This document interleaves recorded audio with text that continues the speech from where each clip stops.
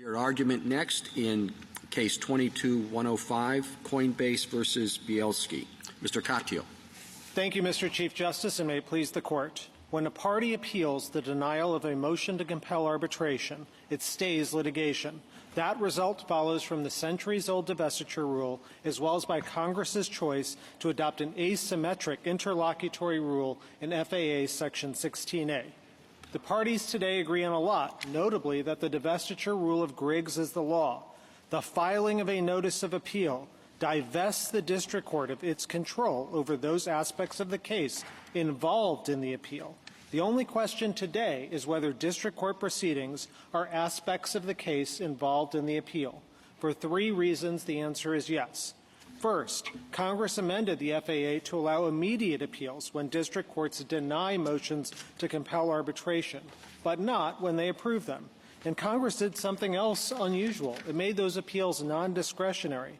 Those choices reflect Congress's fear about the interim harm from continued litigation. In 1988, Griggs was ensconced as the law, and Congress knew that authorizing these interlocutory appeals would authorize the usual stays too. Indeed, when Congress wants to prevent a mandatory stay, they say so expressly with anti-stay laws. Congress enacted such a provision 1 day before 16A was enacted, but 16A has no anti-stay provision. Second, these appeals involve the entirety of the district court case. An arbitration agreement does two things. First, it bans district court proceedings, and second is an affirmative consent to an alternative process. The whole point of an immediate appeal is to protect those rights before they're lost. And third, it's undisputed that district court action is stayed in other interlocutory contexts, such as qualified immunity. Arbitration is no different and shouldn't be treated less favorably than other rights, the very thing Congress enacted the FAA to protect against. I welcome the Court's questions. Haven't we treated qualified immunity differently from other interlocutory appeals? I don't believe so, Your Honor. Certainly with respect to collateral order doctrine, you've said that qualified immunity creates a collateral order, and here Congress has basically put 16A appeals, arbitration appeals on it. But with respect to qualified immunity in cases like Mitchell versus Forsyth, you've acknowledged that once someone invokes qualified immunity, it basically stops discovery and trial proceedings. I think my point is that qualified immunity, I think, would be a bad example of how we would normally treat interlocutory appeals. Can you give me another example where the stay would be automatic? So I think in general the divestiture rule applies. The question, Griggs applies. The question in any given case is what that rule means in practice. So for example, take the criminal interlocutory appeal statute, 18 U.S.C. 3731. It doesn't say a word about a stay, but it'll authorize the government to have an interlocutory appeal. And what courts have said there is that there is a divestiture rule, and it prevents things like the trial from going forward, but things short of the trial are okay because it doesn't conflict with Congress's authorization of the right. Well, let me be clear, and this is my final point. Does it follow automatically that when you have an interlocutory appeal, there's an automatic stay?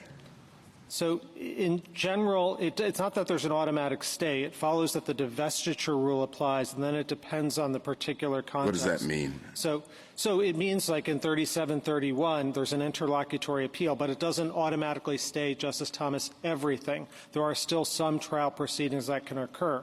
Here, like in qualified immunity, like in sovereign immunity, like in double jeopardy, the very right that Congress has authorized for that immediate appeal is being taken away effectively by the district court if any litigation proceeds. Why is that different than a foreign selection clause, which we say is not subject to an automatic stay? Well, It seems to me if litigating in New York City versus litigating in, I'm making up a town, a tiny town in Timbuktu, I'm sure there is a city, I'm not denigrating it, in Timbuktu, the costs are going to be substantially less. Attorney's fees are likely to be less. Travel fees, expert fees, everything's going to be less.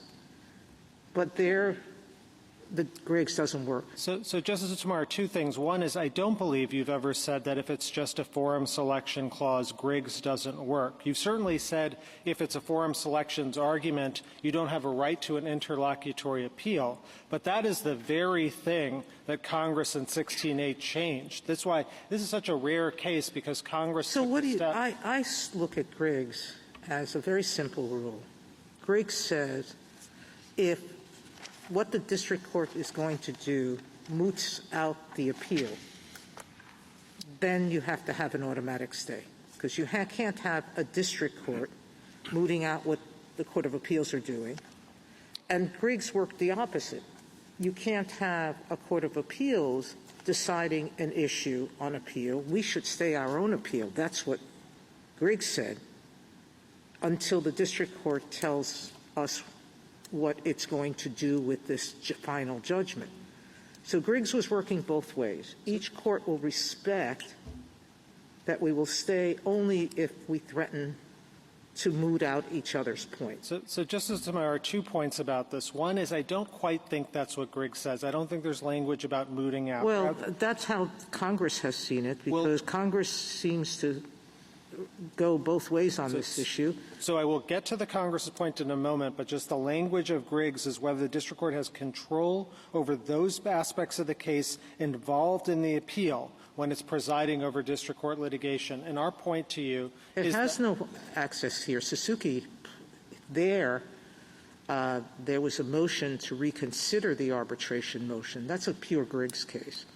And the district court said, no, the Court of Appeals is looking at that arbitration order. I can't now reconsider it. So Justice Mayer, our point here is that when that very question on appeal is, does the district court have any authority at all to proceed, then actions taken, whether it's deciding a motion to dismiss or ordering discovery, and discovery, of course, can come out and spill out into the open, which is the very thing that arbitration agreements are bargained for to prevent against. All that toothpaste can't be put back in the tube. And Congress, and I will now get to your point, Congress in 16A did something unusual by authorizing that immediate appeal. You can't wait for those trial rights to occur later on. And here, Congress's backdrop. What do you do, counsel, with the fact that it had stays in mind?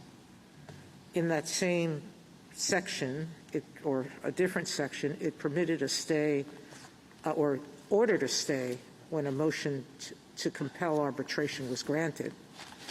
And then under 1294-924D4 said, for motions to transfer, passed the very same day, for motions to transfer to the U.S. Court of Federal Claims, you have to have a mandatory stay. If Griggs was the law, it didn't have to pass that. So, Justice Sotomayor, there's a lot there, so I'm going to ask for a little leeway to answer every part of your question. So first, the background rule of Congress, 11 separate times going back to 1891, is when they want to abrogate a stay, an automatic stay, they say so. They said so just the very day before 16A was passed. So why did they they didn't abrogate it, and yet they said. Right. So they didn't have to say anything here, because if you were to put yourself in Congress's shoes in 1988 and ask, okay, we're doing this unusual thing, authorizing this immediate stay, what does that authorize this immediate appeal? What does that mean for stays? They knew they had to affirmatively say something to abrogate it. That was the background rule. It's the only way to understand. You still haven't explained 1292. I promise you I will get there, but I just want to understand the background. I want you to understand that the background rule is Congress. I don't know how much of a background rule there is, or that Congress follows it. Between your brief and the other side's brief, all I know is that when Congress thinks about a stay, it either says, yes, do it, or no, don't do it. When it's not thinking about a stay, it doesn't say anything. So this is so important, because this is not a situation in which the statutes cancel each other out. And I'll explain the two statutes you're talking about in a minute. But I'm just saying first, it's hard to understand anything which Congress is doing in those 11 statutes besides being mere surplusage. They had to believe that there was a background automatic stay rule. So why isn't it what it says? I don't understand why that's true. I mean, you're suggesting that every time Congress wants an immediate appeal, it also wants an automatic stay. But Congress might well say what we want is an immediate appeal and a discretionary stay regime. Absolutely, Justice Kagan. And Well, that's what and they've that's done and it seems as though that's what has happened here. And the Griggs, you might say, exception to that is an exception. It's a judge-made exception. We should read it narrowly. It's an exception that applies when the appeals court and the district court are doing the exact same thing, such that the district court is kind of stepping on the appeals court everything that the district court does. This district court is not stepping on the appeals court. The appeals court is trying to figure out arbitrability. The district court is trying to figure out the merits. Justice Kagan, that is the very argument on appeal authority, and this is not a circumstance in which Congress did what you're saying. So if you compare, for example, 16A, which says nothing at all about a stay, to, for example, what it said the day before, which is, quote, neither the application for nor the granting of an appeal under this paragraph shall stay proceedings. When Congress wants to have a discretionary district court stay determination, they say so. And this brings me to my promise to Justice Sotomayor. The two statutes that you mentioned are the two ones that my friend relies on. Neither work. Section 3 you point to of the Arbitration Act, and to be sure, it's an affirmative authorization of a stay pending arbitration. That's not like a stay pending appeal. There's no background divestiture rule about stays pending arbitration. Congress had to say something about it because it had no background rule that it was legislating against. It's an entirely different situation. They had to mint a rule. The only other one that I think my friend really relies on is 1292 D4B. And that D4B provision is very different for reasons our reply brief says. 16A was drafted from scratch. There was nothing there before. D4 was written on top of the pre-existing D3, which passed in 1982, and lo and behold, that has an anti-stay provision akin to the one Justice Kagan was suggesting Congress puts in. Here's what it says, quote, neither the application for nor the granting of an appeal shall stay proceedings in the Court of International Trade or the Court of Federal Claims. So they're abrogating the stay rule. It's an anti-stay rule. Then in 1988, they passed the statute my friend points to and that Justice Sotomayor asks about, D4. It adds a 60-day stay and a stay if there's a denial or motion of a grant to transfer to the Court of Federal Claims. Now, Congress had to resurrect the divestiture rule. They had just taken it back in 1982. And so that's why you see Congress doing what they're doing there. And, of course, with the 60-day provision, as our reply brief says, it makes sense that they would affirmatively come in and authorize an automatic stay for something longer than 60 days if they had a 60-day provision in it. Mr.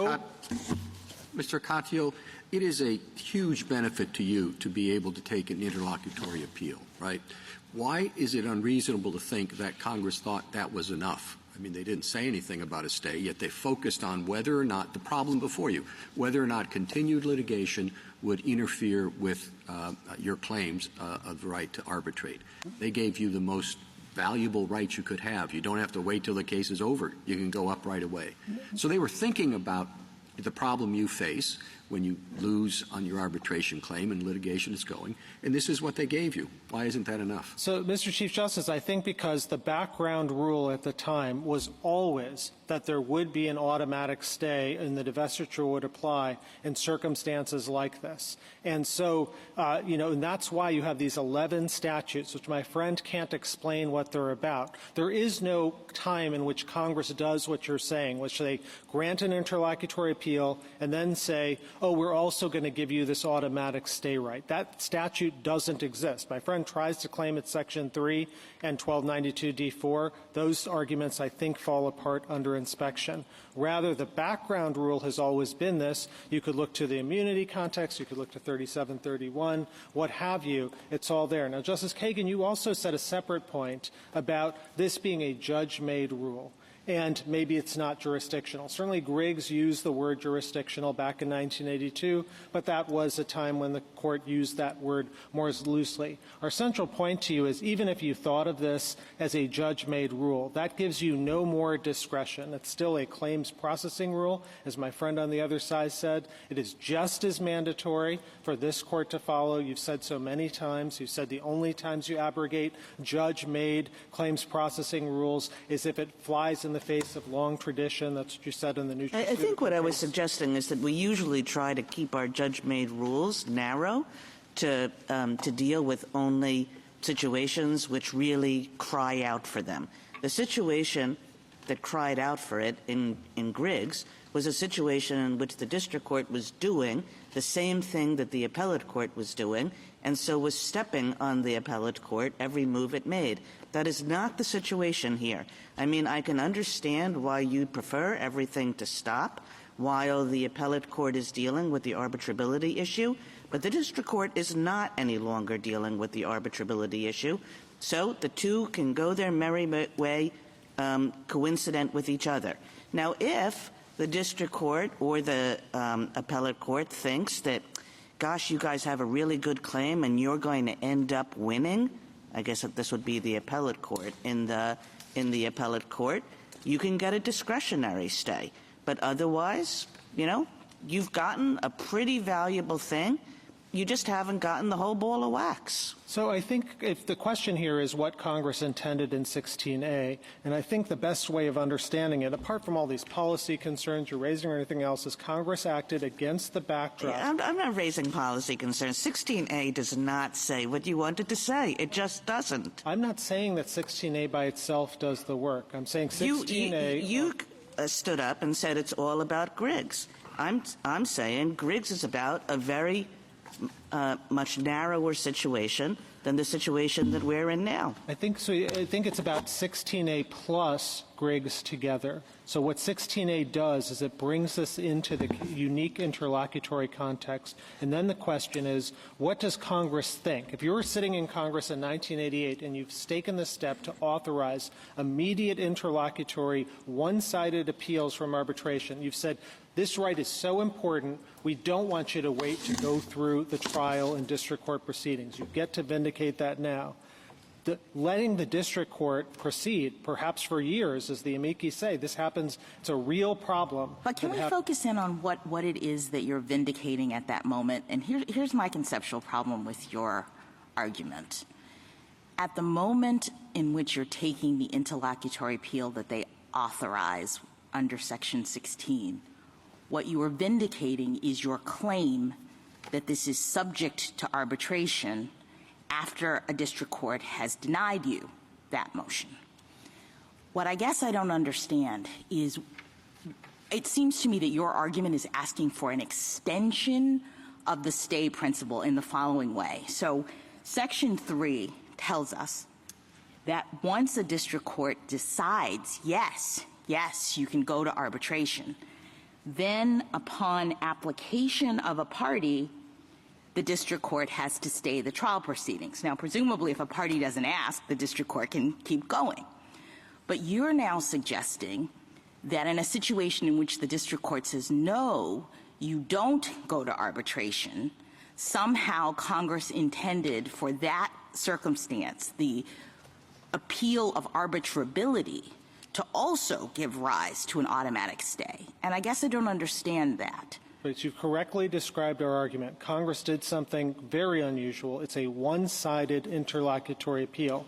So if the motion to compel arbitration is granted, the other side doesn't get it. But if it's denied, then you get to run to the Court of Appeals immediately. The reason for that is because Congress decided that the rights at issue were so important. I understand that, but there are other situations in the law in which Congress grants interlocutory appeal and says, as you admit, you don't have a stay as a result. So just the fact that you get an interlocutory appeal doesn't indicate necessarily that Congress is also saying that a stay follows, because there are many situations in which Congress expressly right? Divorces the two and says you can go interlocutory but no stay. Yeah, Justice Jackson, that's exactly our point, which is when Congress authorizes an interlocutory appeal and they're worried about an automatic stay, if they don't think it's one's granted, then they say, or if they're No, I understand, but you're mixing two concepts. I'm not talking about what they're actually saying. I'm pushing back on your suggestion that the reason they've given us an automatic stay and not said anything about, an automatic appeal, an interlocutory appeal, and not said anything about a stay is because they understand it's so important that we go right to appeal and that, as a result, the proceedings should stop.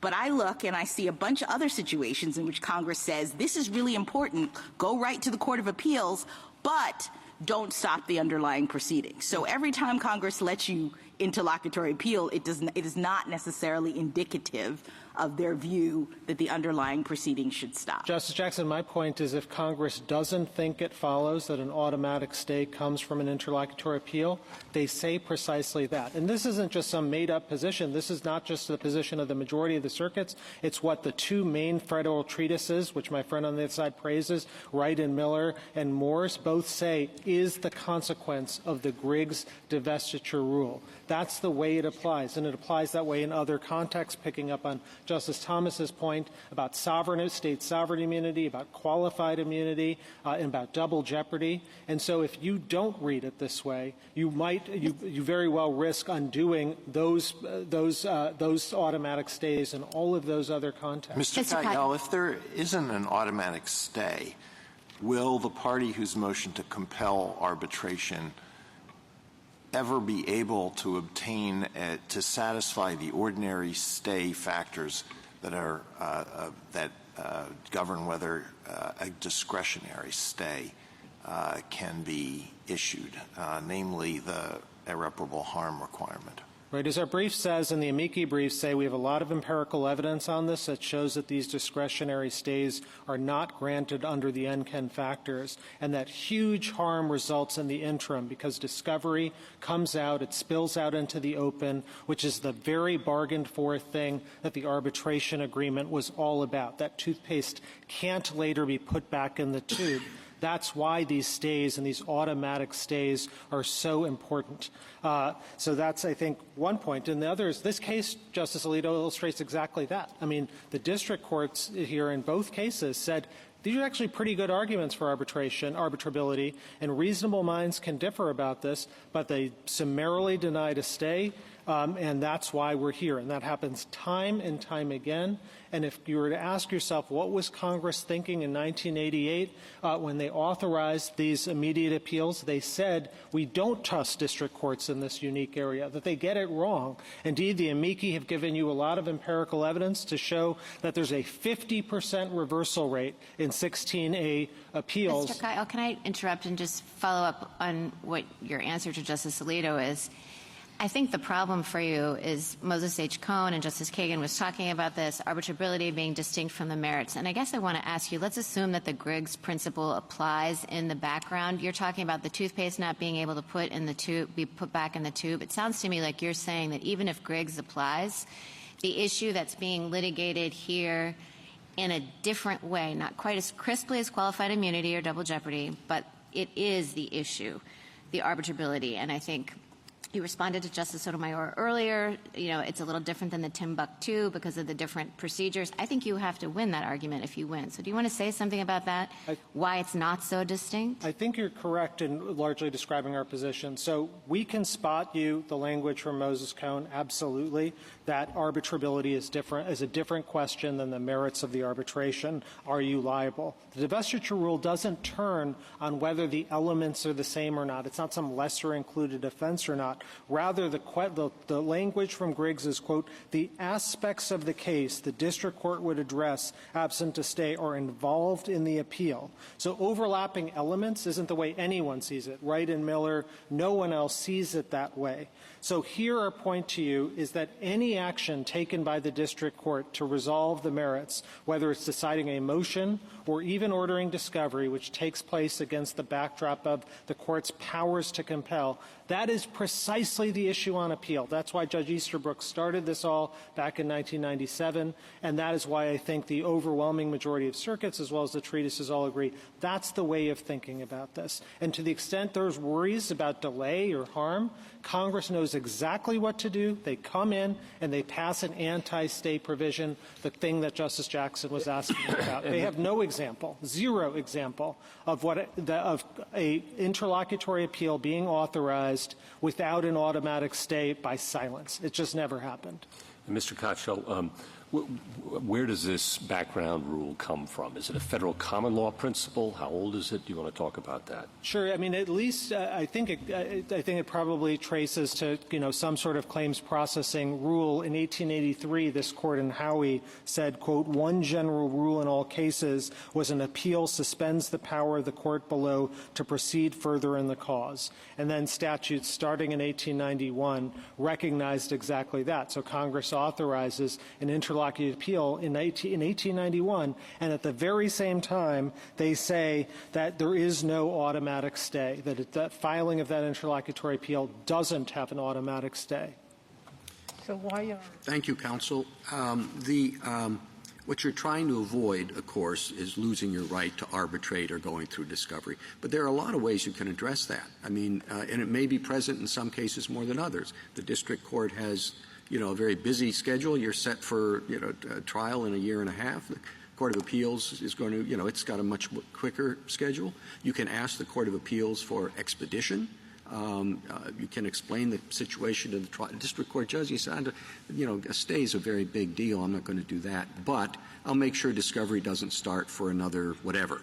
In other words, there are a lot of different ways to manage the problem you confront rather than claimed entitlement to something that isn't granted by the statute, which does grant you another significant entitlement. So, Mr. Chief Justice, I mean, it's certainly the case that people have tried. The amici briefs are all over this and say, look, we've tried every one of these other mechanisms. They don't work. Litigation moves too slow. Confidentiality concerns can't be protected adequately. And again, I think we're not making a policy argument. We are saying that the bargained for right, what the people saying they've got a valid motion to compel, are saying, look, this is what we agreed to. We have a right to immediately appeal that, and that right will get undone in the interim because litigation, even under the fastest timetable, takes some time. Thank you. Justice Thomas? Justice Alito? Justice Sotomayor? Section C6 of the FAA says, except as otherwise herein expressly provided, and we know that a stay is not mentioned expressly one way or another, any application to the court hereunder shall be made and heard in the manner provided by law for the making and hearing of motions. And I look at the civil procedures, and they basically say that civil procedure rules and appellate rules, that automatic stays are not the rule. They're the exception, and they require judicial determinations of whether a stay should be granted. To me, this is an easy case because I follow the federal rules of civil procedure and the statute that tells me to look there. Putting that aside, assuming that that's my view, okay? Just assuming. Please don't try to re-argue the case. Really, what I think you're doing is you're fighting about how the Nikin factors should be addressed by courts below. And I don't know if this case provides that opportunity or not, but if you were to lose, it seems to me this is the perfect example of two cases with different pulls with respect to a stay. The Suzuki case has a very strong argument on the merits. In fact, the respondents lost one below that this arbitration agreement doesn't cover this dispute at all. Whereas the Bielski case is a typical case where there's an undisputed arbitration agreement, and the question is whether some state law trumps that. And there I could see where we would say if it's an issue of where there's an undisputed arbitration agreement, that should be very high on the likelihood of confusion standard. Where there's a question about whether an agreement exists at all, then that's more likelihood of success by the person seeking to avoid arbitration. So just tomorrow, a few things. So first, I think we agree with you that this case does raise the question of whether the Nikin factors alone are adequate. We think they are sometimes, and they are not other times. That's my point, but why should you win? And our point and the amici's point is, as a matter of practice, the Nikin factors mean stays are not granted. Both of these cases are perfect illustrations of that point. This Court has said before. Well, I just said to you, in one of them they shouldn't have been granted. In the other one, arguably. And in the other one, arguably, a stay should have been granted. Well, I think that you probably... So my bottom line is, how do we tweak them if they need to be tweeted? And you can also answer, this is not the case to do Right. that. I think it's tough to tweak them because this Court has said in Morgan versus Sundance, you don't want to have a special rule for arbitrability alone. So that's why we're saying apply the standard Griggs rule here, which you apply in other contexts like the immunity cases in double jeopardy, which would confer an automatic stay. If you said you didn't want to have that automatic stay and you didn't trust Congress to impose it, you wanted to abrogate it, you wanted to abrogate it yourself and apply the Nikin factors, I think you'd have to look at a couple of things. One, this Court's 1974 decision that litigation burdens alone aren't irreparable harm. Two, you'd want to look to the harms of confidentiality and whether or not they could be adequately protected. And three, I think it would mean at least a presumption in favor of a stay in 16A appeals in which there is a bargained for allegation that this shouldn't belong in district court at all. You could do all of those things. It would get pretty special. I'd worry about the collateral consequences to Nikin in all sorts of other contexts because it's used all over the place, not just, of course, here. So we think the better thing to do is to recognize that if you want to have a elimination of the automatic stay, do what Congress has done 11 times, and this Court shouldn't impose it on itself. And with respect to Section 6, we don't think that quite works because there is a different rule for interlocutory appeals, and when interlocutory appeals are granted, then it carries with it the soil of the divestiture rule. Justice Kagan? So if I can paraphrase your argument, Mr. Katyal, it seems to me to go something like this. It's that it just has to be the case that when Congress gives you an immediate appeal, it also gives you an automatic stay because otherwise you'd lose the very right that Congress thought was so important. But, of course, that sort of assumes that you have that right. And we shouldn't make that assumption. It might be that this is a case that should go to arbitration, or it might be that this is a case that shouldn't go to arbitration. What Congress did was it gave you a mechanism to decide which one. Now, as to whether you're entitled to a stay while that decision is made, we also have to take into account that you might be entirely wrong about arbitration and that there are people who are not going to get what their rights are, which is the right to have their case actually litigated in a courtroom. So that's why Congress in Section 16 gives you something very important but denies you something else that you want and says that's up to the courts to decide whether this is one that's appropriately stayed or not, depending in large part on the merits. So, Justice Kagan, what I think does the work in your question to me is Congress has decided that X, and our point to you is the statute is silent, and you know that when Congress has decided X, when they're worried about the automatic stay, they come in and affirmatively say so. There is no precedent. Congress has never said the reverse. So take qualified immunity, take double jeopardy, take state sovereign immunity. These are all examples in which the appeals could be described by exactly what you're saying, which is, well, you might win your appeal, you might not on immunity on the merits, but there's an automatic stay in all of those. Here it's even better. Congress has affirmatively authorized that interlocutory appeal in 16A, and this Court in Digital Equipment Corporation, I think, we agree with my friend on the other side at pages 36 and 37 of his brief when he says Digital Equipment Corporation points the way. He says, the private rights are generally not important enough to get an interlocutory appeal and the like, but you had footnote 7 in there, which he doesn't cite in his brief, which is about this statute, 16A. And 16A, the court says, created a sweeping impact and puts the right of 16A arbitration appeals akin to things like the immunity cases. Thank you. Mr. Gorsuch? Justice Kavanaugh? Yeah, you make a strong point about the 11 statutes, and then so I think that's a strong point in your favor. You were also asked, though, about the standard of Griggs rule, and I think you were asked, is this the kind of situation that really cries out for application of the Griggs rule? And I guess I want you to answer that. Yeah, and my answer is the same answer that Wright and Miller give, that Justice Easterbrook gave, which is the whole question on appeal is, does the district court have authority to act?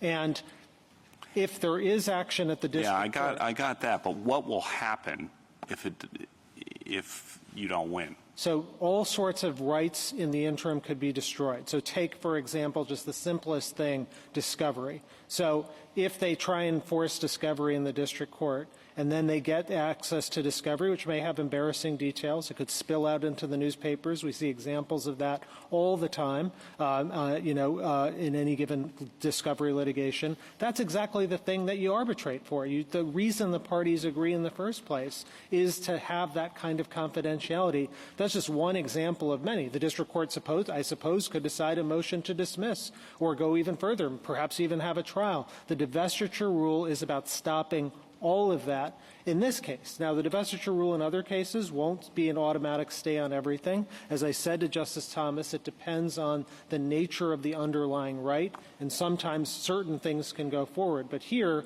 the very question, as Judge Easterbrook says, is, does the district court have power to do anything? And then second, to pick up on something the Chief Justice said, and also I think Justice Kagan, the rights on the other side, it seems to me that the problem here at the core of this, maybe for both sides, is how long it takes to decide the appeal, right? If it were really fast, then the district court, from your perspective, then the district court wouldn't be able to do much.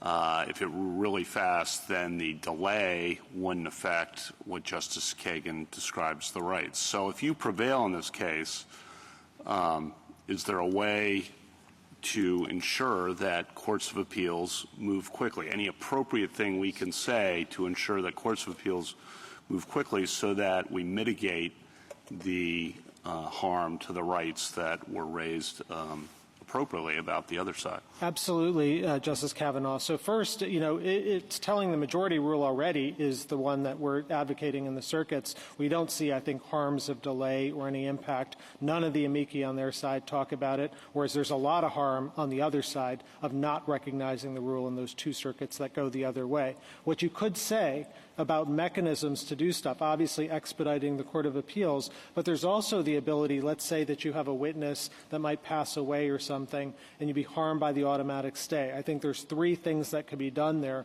One is you could seek a limited remand from the Court of Appeals to allow the district court to take that evidence or something like that. Second, you could get that evidence in the arbitration process itself. And third, district courts often have inherent powers to preserve the status quo and protect jurisdiction, and so that might also provide a mechanism to get that kind of testimony. Finally, if you're worried about it at the end of the day, Congress is the solution for that. That's why you have those 11 statutes. So if they wanted to abrogate the divestiture rule in some way, they certainly have the power to do it. And it would just make it like right now, qualified immunity, double jeopardy, state sovereign immunity, they all risk the same kind of policy harms of the dying witness, delay, harms of delay and the like. But this court has... You understand the concern on the other side is you automatically do this. It kicks the case down, delays your friend when you're on your side of the district court litigation, and that's what they're worried about. And if we can kind of mitigate that, that would solve a lot of the stated problems. Right. Absolutely, Justice Kavanaugh, and that is, of course, the same problem in all the immunity contexts, double jeopardy contexts, and the like, and yet there's an absolute rule. Here, it's much less to worry about because Congress has an easy ability to abrogate. They don't always with respect to state sovereign immunity and things like that. Thank you. Justice Barrett? What about the concern, though, that this can be used as a delay tactic even when it's frivolous? And I understand that you say, and some of the courts in the majority have said, well, courts of appeals can say this is frivolous. But it's also my understanding that that doesn't really happen in the majority. So how much protection is that? So, first of all, obviously, this case we don't think is gamesmanship and the like, and so on. But I think the greater risk statistically is what happens in the other direction, that you have district courts that are being reversed 50% of the times. Okay, but what about the delay? Yeah. And then with respect to that, I do think the courts have mechanisms in every circuit, and they are used, Justice Barrett, as the amici say, in every circuit for frivolous appeals to be weeded out. There's one mechanism by which basically the district court tells the circuit court, this appeal is frivolous, give us back jurisdiction, act right away, motion to expedite, or sua sponte motion to expedite, and it gets thrown right back to the district court. So I think that's one mechanism dealing with it. The other is what you said in Arthur Anderson versus Carlisle. You said there's all sorts of ways to go after attorneys for frivolous lawsuits, award costs and damages and things like that. And so that was actually about 16A, and you said there's all sorts of mechanisms that the court uses to deal with that. And to the extent Justice Kavanaugh, picking up on his concern, I think this court, should it rule for us, should say something about all of those mechanisms that are available that you recognized already in Carlisle. Thank you. Justice Jackson? Yes, thank you. So in response to Justice Kagan, you suggested that the statute was silent, and I guess I'm not sure about that. I see here a statute in at least in a couple places in which it appears as though Congress was actually thinking about the interaction of appeals and stays in this context. 16B tells us that you have no appeals from orders granting stays, and I think really problematic for your argument is Section 3, because the fact that Congress expressly speaks to a stay upon request if arbitration is authorized seems problematic, because I would think we would expect to see that same kind of language with respect to this interlocutory appeal if that's what Congress intended. So can you help me to understand why this is not that scenario? Absolutely, Justice Jackson. I think if we were to ask what language we'd expect if Congress wanted to stop an automatic stay, we've got all sorts of examples. No, not stop an automatic, grant an automatic stay. Well, so with respect to grant, we think that is the underlying background rule. That's why all those 11 why did they put it in 3 then? Oh, because 3, and I said this to Justice Sotomayor, it's about a totally different problem. It's about stays pending arbitration. There is no background Griggs divestiture rule. There are no 11 statutes to look at. But conceptually. Let me just ask you conceptually. You say when a court has granted arbitration, and we know that it's actually going to go on and we could have the conflict problem that you talk about, that Congress would have to say that a stay is required. But as Justice Kagan points out, in a world in which we don't know whether or not arbitration is going to happen, you say somehow the background rule is that a stay is automatic. That seems exactly backward to me as to what it is that we should think about Congress's intent with respect to stays. No, Justice Jackson, Section 3 is about an entirely different problem, which is if the court says arbitration's going to happen, then you can't have further district court proceedings. There's no, clash between 2 different courts like Griggs in that circumstance. So Congress had to affirmatively come in and say something. By contrast, when Congress takes the unusual step, which almost never does, of saying we're granting you a right to an interlocutory appeal. On the question of whether or not you get to go to arbitration, Congress doesn't have to say in that scenario that the underlying stay occurs. So they would have to say it when you definitely get arbitration, but they don't have to say it when we don't know whether or not you get arbitration, but They're just giving you a right to go to the Court of Appeals? So basically, that's right. If I understand the question, I think that's right. That is, Congress here is saying it's a one-sided appeal right only if your arbitrability is denied. And if it's denied, then your right is so valuable that we don't want you to wait to have to go through the district court process. The right to go to the Court of Appeals to see whether or not you can arbitrate is so valuable that we have to say that there's a stay in that. I'm sorry, that we don't have to say there's a stay in that scenario. But once you actually have the right to go to arbitration, Congress would have to say it in the statute. They have to say it with respect to staying district court proceedings vis-a-vis an arbitral court, because there is no background rule there. But there is a background rule here, and Congress is acting against that backdrop rule. Otherwise, these 11 statutes are total surplusage. They're totally irrelevant if you think that when Congress has to affirmatively authorize an automatic stay. In none of those 11 did they authorize an automatic stay. They, in fact, said the reverse. And they said the reverse because the only way of making sense of them is to say they were doing something there. What were they doing? They were ending the automatic stay that would otherwise exist under the background principle of law going back to Howey in 1883. Thank you, counsel.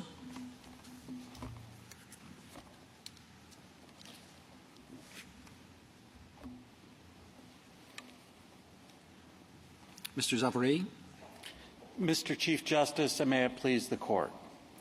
Congress says what it means, and it means what it says. So let's begin, as we must, with the text of Section 16 of the FAA. Congress says nothing in Section 16 about mandatory stays. And this Court has held, in the Scripps-Howard case, that Congress would not, without clearly expressing such a purpose, deprive the courts of their customary power to order stays under review. So what if we look beyond Section 16? Again, this Court has held under very similar circumstances in the Inken case that when Congress includes particular language in one section but excludes it from another section of the same act, that Congress acts intentionally and purposely with respect to the disparate inclusion and exclusion. And here in this case, we have two examples of this inclusion-exclusion dichotomy.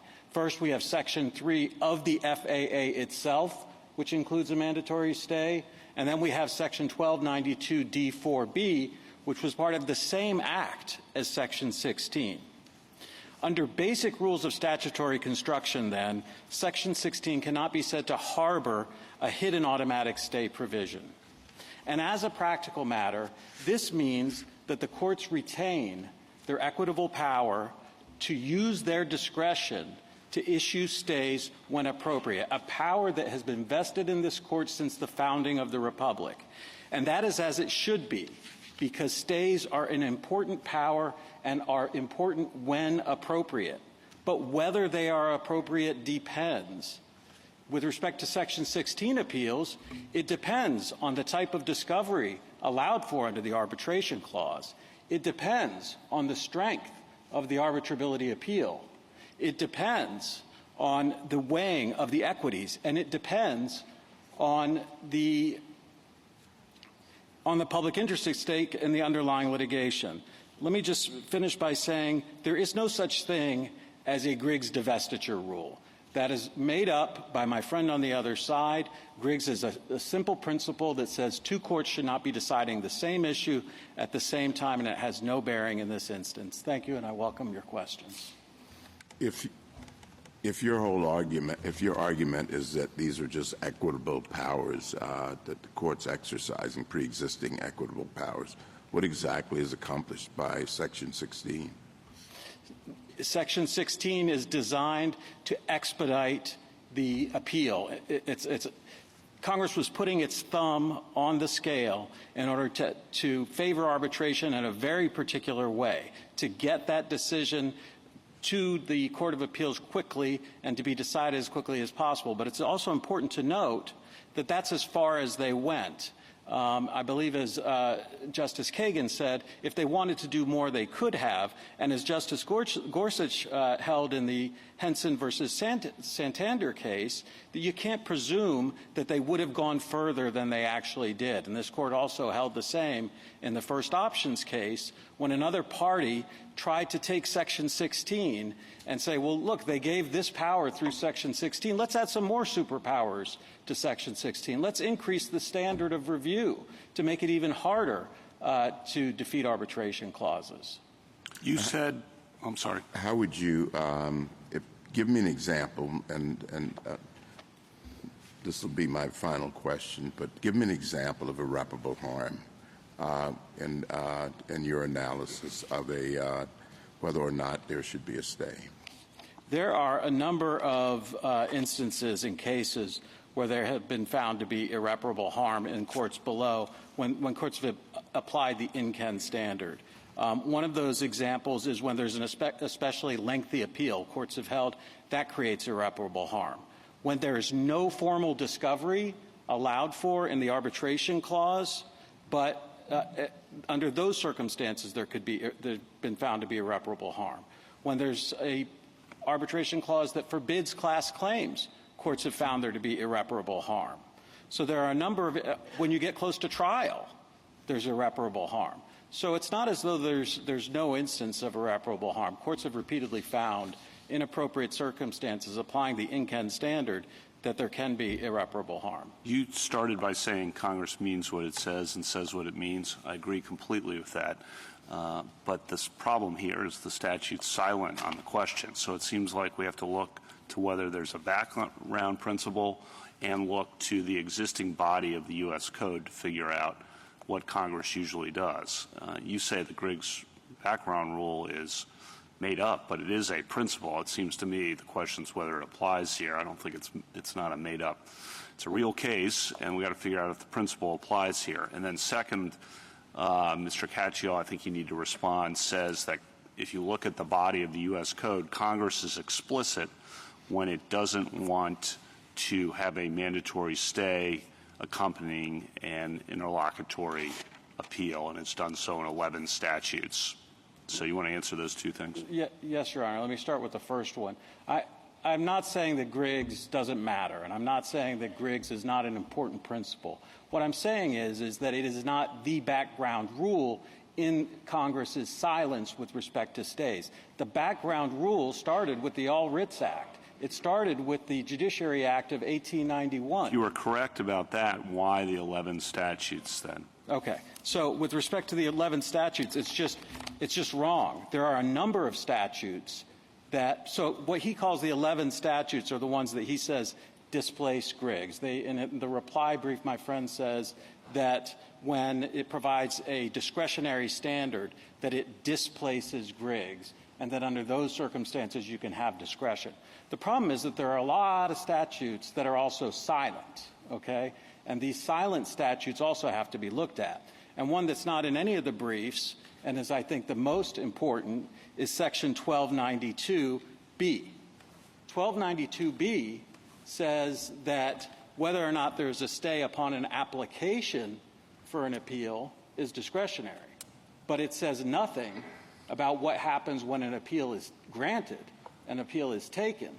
Under my friend's analysis, that means that under every 1292B appeal, a stay would be mandatory under the background rule of Griggs. But counsel, did you just? I mean, I understand we have a question about how far the principle in Griggs goes, but do you dispute that there is a one court at a time rule that is pretty ancient, goes back to the common law? I mean, how far that rule extends and whether it goes this far is a really good question. But do you dispute that principle that a lower court could essentially undermine appellate jurisdiction over an issue that the Court of Appeals has before it? No, absolutely not, Your Honor. I think that's a foundational principle. It was enunciated in Griggs, but it wasn't invented in Griggs. It's hundreds of years old, right? It's been there forever. And the point is that you don't want two courts deciding the same issue at the same time. Justice Thomas, in his concurrence in the Price v. Dunn case, articulated that principle very clearly and talked specifically about the exact claim being decided. There it was a preliminary injunction. Sure, the whole case really revolves around does this fall in that rule or not? Right. But we agree that that's a rule. Absolutely, Your Honor. Absolutely. Can I ask? Oh, were you going on? Go ahead. Can I ask about the consequences of your friend on the other side winning this. Justice Kavanaugh asked him, well, what if you lose? I'd like to ask, what if he wins? And my concern is a little bit about confusion with respect to our collateral order doctrines and the extent to which people would think that any dispositive motion that is denied and that could be appealed up to the Court of Appeals would somehow be authorized as a result of this.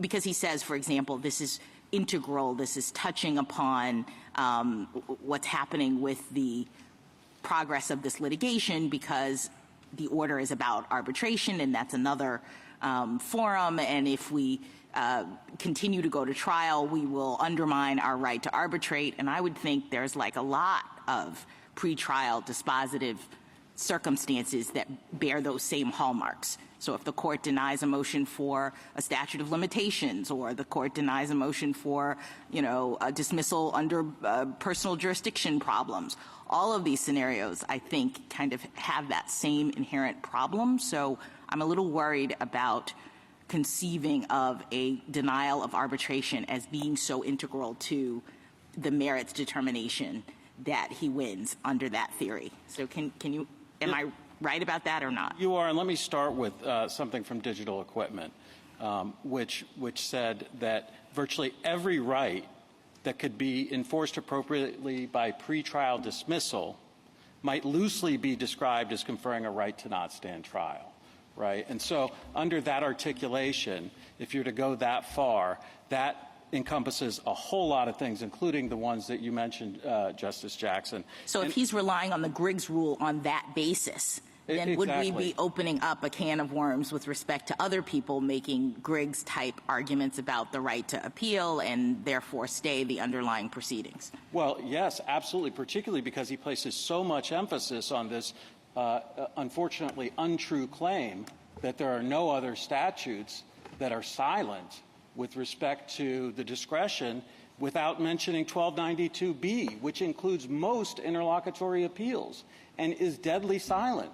And that includes forum selection, that includes venue, personal jurisdiction. You'd agree in 1292B cases, again, the district court couldn't do certain things, that its jurisdiction would be divested with respect to some portion of the case that's now pending in the Court of Appeals. Under Griggs, perhaps. Again, we dispute how far that goes, but we'd all agree that that's a thing, right? It is, but what my friend on the other side is saying is that it's an automatic stay of everything. Well, that's the question, is how far the stay reaches, not whether a stay exists. Because you'd agree, again, that under 1292B, that the district court couldn't do something that would undermine or thwart the Court of Appeals jurisdiction over the case. Yes, that's what our position is, and that's what the statute says. Okay. But that's happening on a case-by-case basis. With respect to the Nikin factors, if I might, for a second, I just want to understand what realm of agreement we have. If we were to go down that road, I thought I understood you to say to Justice Thomas that it would be appropriate to enter a stay when the appellate process is particularly long. It could be, yes. Yeah. Or the arbitration agreement provides for no formal discovery. It could be, yes, Your Honor. And no class claims. Yes, these were examples from particular cases that I was giving. And also when it gets close to trial, then a stay might be appropriate. Yes, Your Honor. Okay, thank you. Well, in all of those situations, how would the requirement of irreparable harm be met when the party denied, whose motion to compel arbitration was denied, says what we're going to suffer is $5 million in discovery costs, or if it's going to go to trial, the trial is going to cost $5 million. Would that be irreparable harm? Let me answer it this way. It depends. It might. Obviously, this Court has held that generally, writ large, that the discovery costs themselves are not irreparable harm. But if you had a situation like some of the courts below have decided where in the arbitration rules themselves there's no discovery, and the judges are looking at that and saying, well, this is a pretty strong appeal, and a lot of discovery would happen here. And look at the arbitration clause itself. It says there's no discovery. Under those circumstances, they have held that that is irreparable Well, what harm. would be the irreparable harm if the only harm is very substantial litigation costs? Well, under those circumstances, it would be those substantial. But haven't we said that that's not irreparable harm? As compared to what would happen in arbitration. So those things can't be separated. They have to be taken together. If it's just a lot of money, then that is not irreparable harm. But if the alternative is that you could be in a situation where you do not have to spend any money, there is no discovery at all, then under those circumstances, it might be irreparable harm. I don't understand that. It's either money, either litigation costs count or they don't count. Well, why does it matter whether you have zero litigation costs in arbitration, which of course will never be exactly the case, and you have very heavy arbitration costs if you have to go ahead with the district court proceeding? It's still litigation costs. It is indeed, Your Honor. But the district courts have looked at this and have determined that under certain circumstances, depending on the nature of the arbitration, that can constitute irreparable harm. Was that right? I think that it is, because I think it's important that the standards in INCAN remain flexible. And I think that it's important that, yes, this Court has held that monetary expense alone is not irreparable harm in most circumstances, but that doesn't mean that you can't look at what would happen in arbitration as you make that determination. What if the district court says, I'm going ahead with trial? Well, first of all, we're not aware of that happening ever in any case. But if that were to happen, then the circuit court could issue a stay, and this court could issue a stay. And in fact, that's exactly what this court did in the Henry Schein case, where the district court was intent on moving forward with the trial, and while an arbitrability issue was pending, and kept going back down, and they kept trying to move forward, and finally this court said no. And so when I speak about the INCAN standard and the power of the courts to issue stays, it's not just the district court that has the power, it's the circuit courts that have the power, and it's this court that has the power. In this case alone, my friend on the other side sought a stay in both cases in the district court, they sought a stay in the Ninth Circuit, and they sought a stay here. And all three courts denied the stay, applying the INCAN standard.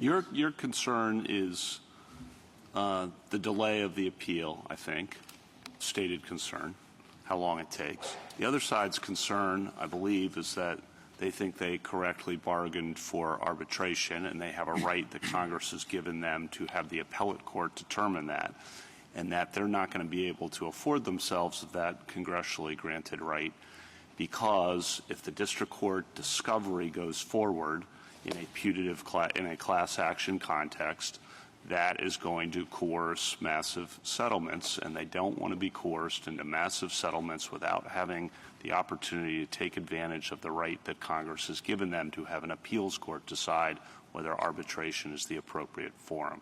How do you respond to that? Well, first, let me speak to the situation, that the actual situation on the ground with respect to once that happens. First, you've already got a district court that has ruled that there is no valid arbitration clause. Could be wrong, and the statistics show that they sometimes are wrong in any event.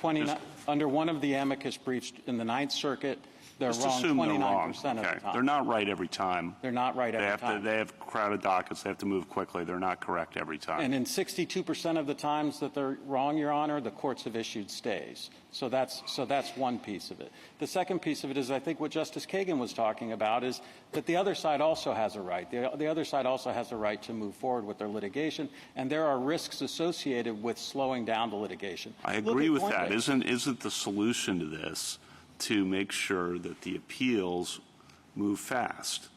And then your stated concern, at least, is solved so long as they really do move quickly. And that, exactly, Your Honor, and that's exactly the remedy that Congress came up with. And wouldn't that be the remedy either way? Who wins? Yeah, I mean, but either way, it doesn't tell us who wins as between the two of you. Whoever wins, the appeals should move fast. But can I give an example? Right, but the problem, just to answer Justice Kagan's question, is that the coerced settlement problem exists still which they say they have a congressionally afforded right to an appellate determination of whether arbitration is the appropriate form, and they're not really going to be able to get that if they're coerced into a massive settlement because of the discovery. I'm just telling you what the concern is, and I think that's realistic. Well, so just to tell you where I am. I understand, and I appreciate that, but I will say, Your Honor, is what you're looking at now are policy concerns, right? And policy concerns that could have been addressed by Congress when they were concerned about these policy concerns. They wanted to get these appeals heard quickly, and they came up with a way to do it. Their way to do it was to enact that goes 16. back to whether there's a background rule. Precisely. Yeah. Well, isn't there also on the delay question? Let's just go back to that if we can. Isn't there a solution in this case if appeals courts move quickly? Solution to your problem if appeals courts move quickly? Just yes or no? There could be, yes. Is there also a solution to Mr. Katyal's problem if appeals courts move quickly? Well, with all due respect, I don't think so, because I think his problem is that he wants delay, that his clients want to hold these cases doesn't up. know. But if what he wants is what Justice Kavanaugh suggests, which is not to be subject to a lot of, settlement pressure, then if the appeals court moves quickly, he's not going to be subject to a lot of settlement pressure. Let me give an example, if I could. Bradford Scott. Well, then should we have an automatic stay on the discretionary factors, to answer Justice Kagan's question, if discovery is about to be ordered? Where would that come from? That would be made up out of whole cloth. Well, you said that a lot of district courts are granting it. Well, they're not. Are they correct? I thought you said they were correct to Justice Alito. Is that wrong? They're applying the in-Ken standard. It's not automatic. Isn't the whole dispute between the two of you whether or not these are mandatory, meaning taken out of the district court's discretion, versus having the district court look in every case and make a decision? I thought that's really what was at the heart of this. Is that the daylight between the two of you on this issue? That's absolutely the question, and I still struggle to understand how my friend on the other side continues to say that there is a divestiture rule or a Griggs rule of divestiture. Right. So given that that's the scenario, I guess I'm just wondering whether the concern that Justice Kavanaugh has put on the table is actually ever going to materialize, because in a situation now where Congress has given Coinbase and other defendants in this situation the ability to go to the appeals court, I'm wondering if they're ever really coerced into settlement. I mean, that seems like a pretty significant arrow in their quiver to not settle, because they're about to go to the appeals court, and hopefully the appeals court will move quickly and resolve this in their favor. Absolutely, and I'd like to go back to your question. It answers both of your questions, Your Honors, which the Bradford Scott case, which is the Judge Easterbrook's case that established the majority rule, right? In that case, he said, well, Griggs requires a mandatory stay. 4 months later, a separate panel looked at that arbitrability clause and said, there's no valid arbitration clause here.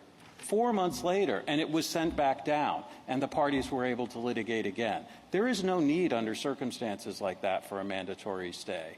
And another point to keep into consideration, Your Honor, with respect to irreparable harm and all of these other concerns, the courts also fashion partial stays.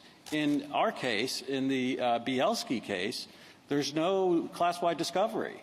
We can't force an interorum class settlement when the judge isn't allowing us to do class discovery. I'm sorry.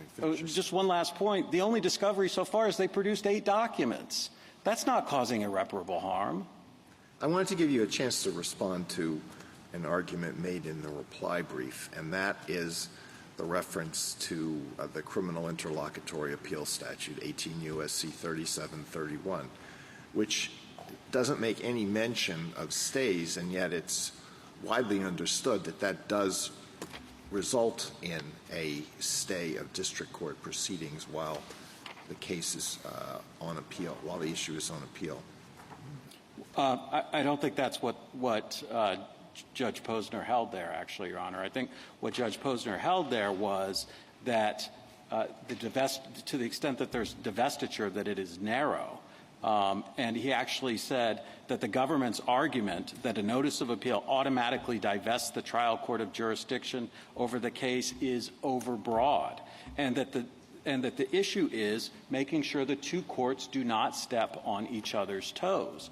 That, I submit to you, is what Griggs is about. It's making sure that when the Court of Appeals is deciding an important issue that has something to do with the case below, that is not in real time moving below, that the Court of Appeals is not shooting at a moving target, that is frozen in time so that the Court of Appeals can make that decision based on a fixed record and not have it change, not have the ground move underneath its feet. And so I don't think that the Centriacci case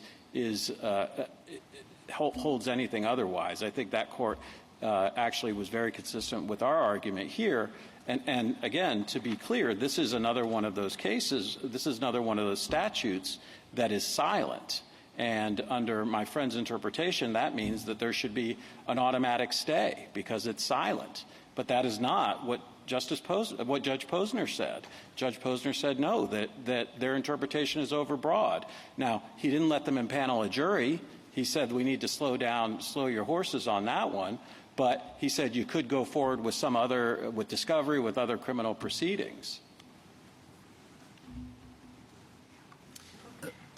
Counsel, give me your best answer to Judge Easterbrook's position, which was articulated by Justice Barrett earlier, which is, in essence, this is like sovereign immunity, qualified immunity, because it's a question of being tried at all. Not tried, but litigated at all. What's your best response to that? Well, let me answer the question directly by saying that it is immunity is the right not to be hailed into any court, any forum, anywhere, anytime. Right. It's not an issue of being hauled into court. It's an issue of being litigated and being litigated anywhere, whether it's in court, whether it's an arbitral tribunal, finding of liability. Anywhere. You're free from liability. I agree. Not only you're free from liability, you're free from the indignity of having to take the stand. You're free from the indignity of having someone taking discovery against you. You're pushing too far, counsel, because that's what they say they bargained for, not to take the stand, not to be public. I beg to differ. I think arbitration is not necessarily public. It generally isn't. No, I've arbitrated many cases. There is no presumption of confidentiality under AAA or JAMS rules. All of my arbitrations are public. I do agree with you, counsel, that there's no confidentiality requirement outside of the terms of the agreement. And I will also say that Laurel Lines is probably the best case with respect to that, which holds that entitlement to avoid suit is different from an entitlement to be sued in a particular forum. Well, what do we do about sovereign immunity then, which is about which forum cases will proceed very frequently? It may mean that you can't be hailed into a different sovereign's court. You have the right to be hailed only into your court and only to the extent you have consented to it. Yes. Again, I think that if you're talking about state sovereign immunity, for example, yeah, sure. I think that is that's the best example that I think that my friend from the other side came up with. I think all the other immunities are easily answered. Qualified immunity is qualified immunity from suit under federal law. You may still be liable for state tort actions. You could be, right. But the point is that an immunity has been established that has to be respected by the courts. Sure. But arbitration is not an immunity. Arbitration is not saying... It is what it is, but it's a choice of forum. And qualified immunity is a federal doctrine for federal lawsuits, and it doesn't control in state court for state lawsuits. But very frequently, police officers are hailed into court for torts. But as soon as you're hailed into federal court, or as soon as a state is brought into federal court, sure, their right under the 11th Amendment or under qualified immunity, that right is destroyed. Sure. As opposed to arbitration. Right, but they say, we are right. We just didn't bargain for this court. We didn't bargain for this forum. And what is the difference? Well, first of all, the court hasn't held yet that... No, of course we haven't. That's why I'm asking you. Well, but my point is that with respect to sovereign immunity, all the immunity questions, right, there's never been any holding other than these lower court holdings that there should be an automatic stay. there's some holdings relating to the collateral So you order have us doctrine. overrule those decisions along the way implicitly, too? Yes. Okay. Yes. Justice Thomas? I'm just curious. You said you've arbitrated quite a few of these. How does this play out in, of course, I've been on the other side of those cases like Terminex, but how does it play out in state court? In terms of the type of discovery allowed for? Yes. Usually a lot more discovery in state court than you have in federal. And this particular issue of, that we're confronting here. Oh, I'm sorry. I don't know the answer to that question, Your Honor. Justice Alito? Justice Sotomayor? There is a possibility, if we say that a stay is mandatory, that we could have a situation, isn't there, where state courts could say no? Yes, absolutely. In a state proceeding. Yes, the states are free to do as they wish. Because this section is only involves federal courts. Absolutely. So we would be creating an incentive for petitioners to file their suits in state court if they can. Yes, Your Honor, and CAFA is another one of those statutes that is silent with respect to whether a stay is mandatory or not. Justice Kagan? I might not have understood the colloquy between you and Justice Gorsuch, but I wanted to make sure that it was clarified, at least for me. I think what Justice Gorsuch was saying is that there are opinions that do give automatic stays with respect to established immunity doctrines. Lower court. They're lower court decisions. Now, and then he said, well, do we have to say that those are wrong in order to rule for you? Oh. And I think you said, yes, you do. And I don't think that that's what you want to say, is it? No, I don't. Thank you. Maybe I should have directed my question to Justice Kagan. I know. Well, I thank think you misunderstood his question. I did. I appreciate it. Well, what I would say is they were wrong to the extent that they applied Griggs to come up with their analysis, right? I mean, Griggs doesn't provide the basis for saying that a sovereign immunity case should be stayed pending the appeal. But you're not contesting that there are distinctions that can be made between those immunity doctrines and this. Those immunity cases should be stayed, but not under Griggs. Okay, I thought that that's what you meant. So Thank you. Justice Barrett? Oh, I'm sorry, Justice Gorsuch. Justice Kavanaugh? Now Justice Barrett. Justice Jackson? Finally, if we say that a stay is mandatory, I guess I'm still fixating on Justice Kavanaugh's questions about settlement pressure and the equities, and I'm wondering whether the settlement dynamic doesn't shift dramatically in a defendant's favor if we say that, because to the extent that the defendant doesn't want trial, they don't want arbitration either, really. They're the defendant. So wouldn't we have a dynamic in which the exact opposite of the appellate court going fast would happen if they get an automatic stay? They get it, and then it takes like months for the appellate court to rule, and that's just fine with the defendant. That's very real pressure. Look at this case where Coinbase, the entire cryptocurrency market, is collapsing under our feet, and other interchanges, competitors with Coinbase, are going bankrupt left and right. And we've got a client who lost $30,000, and we're getting calls from other clients who've lost hundreds of thousands of dollars.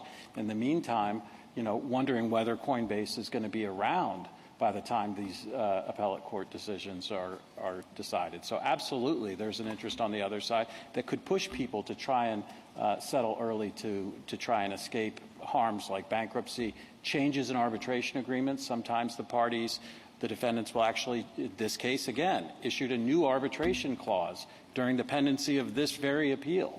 So there are pressures on the other side that can force plaintiffs with valid claims to undervalue their cases and settle them. Thank you, counsel. A rebuttal, Mr. Katyal? Thank you. As Justice Kavanaugh said, the question is how to read congressional silence, and you look to background principles. Here, the question of Congress's silence we think is far more appropriately directed at my friend on the other side. 11 times, Congress affirmatively said no automatic stay during interlocutory appeals they authorized, including the very day before 16A. What were they doing if the divestiture rule didn't apply? All 11 statutes would be surplusage and irrelevant. And here, the statute in 16A is silent. We've offered a very good reason for it, because the divestiture rule applies. That's the background principle. And that is the principle for qualified immunity, for state sovereign immunity, as Justice Gorsuch was saying, for double jeopardy. Here it's even stronger, because this isn't just a judge-made principle. It's one that follows from Congress's authorization, just like those 11 statutes. It's just they didn't trim back the rule. Second, Griggs is not just about the same issue being decided. The language of Griggs, which I read to you before, is that the aspect has to be involved in the appeal. That's how Wright and Miller see it. That's how the immunity cases see it. That's double jeopardy cases and the like. And there's a massive harm in the interim. Take class discovery, for example. The reason you have an arbitration agreement, in part, is to avoid this extensive class discovery, which would otherwise happen in the interim. The amici briefs detail this in a lot of detail. My friend says, oh, there's not much discovery in these cases. Take this very case. He just filed an 8-page letter on us with massive amounts of discovery requests in that. And that happens all the time in these cases, and you can't remedy that after the fact. My friend even admitted litigation costs can't be recouped. And so take the 1,000 hours we've spent in the interim in this case.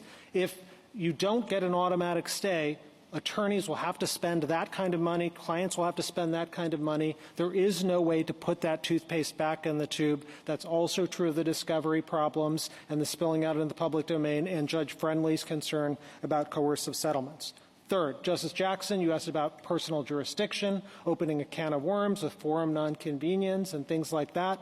Very simple answer. You don't have a stay in any of those cases because you don't have a right to an interlocutory appeal in the first place. So those cases don't arise. And those are the forum selection cases he's citing. They just say, sorry to interlocutory appeal. Doesn't matter. Here in 16B, there's a unique right to an interlocutory appeal, which makes this different.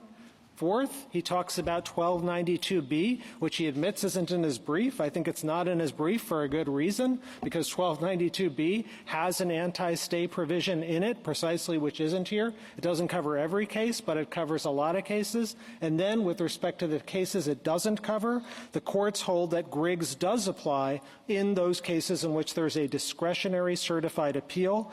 Dayton is a case from the Fifth Circuit in 1995. Greenleaf is a case in the 11th Circuit, L.A. versus Santa Monica in the Ninth Circuit. Many cases say that. And, of course, it's a very different posture in 1292B because that is a discretionary right for an interlocutory appeal. And it would follow if you have a discretionary right, you could imagine having a discretionary stay. This is not a discretionary stay. This is an unusual circumstance. Congress has said you have an automatic, non-discretionary right. What were they doing if to give you that right, if not to protect also litigation in the interim? Whenever Congress is worried about the kind of policy consequences of delay and, a company going bankrupt, as my friend speculates, obviously that's not Coinbase, but it may happen in the future, with other cases and other clients, Congress knows exactly what to do. They write, as they've done 11 times, no automatic stay. That is precisely what is missing here. And finally, that brings me to my friend's point about the trials. I can't understand, frankly, his position on trials. I think he said that a trial could take place. There's no automatic stay. It's up to the trial court's discretion.